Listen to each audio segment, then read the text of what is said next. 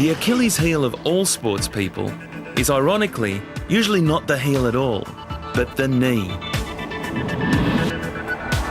This joint is capable of absorbing a great deal of punishment, but the demands of high-impact sports test and often push the knee beyond its limits.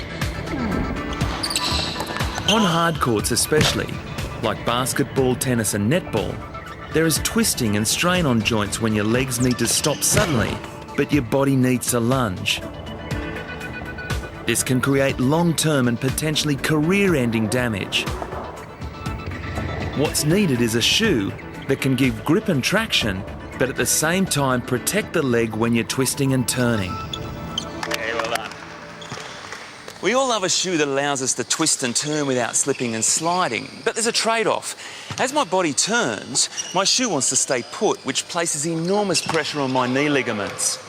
Now, I'm not suggesting modern track shoes cause injuries, but as you're about to see, the latest shoe technology is specifically designed to prevent them. Come on now. Here we go. Oh, yeah, beautiful.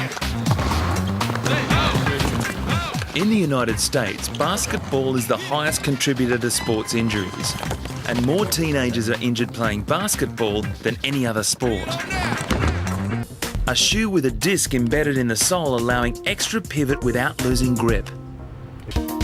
Placing your weight onto the front of your foot while turning gives you an extra 30 degrees rotation, without putting pressure on your knee and ankle joints. Off court, time for further tests. The Sydney University Biomechanics Lab will use 3D motion capture analysis to compare normal runners to the Rotasole. As I run, 8 infrared cameras pick up the markers attached to my joints and transmit live images of my right foot, right leg, thigh and chest to a computer. The computer measures the impact of my foot and the twisting pressure on my knee as I sidestep. The higher the pressure on my knee, the longer the red line. After several runs, Professor Richard Smith will compare Rotasole measurements with runs I performed earlier in standard track shoes. It's clear that the Rotasole shoe has less twisting stress on the ankle moment by about 30%. That's the blue line, compared with the red line, which is the running shoe. The story for the knee moment is much the same.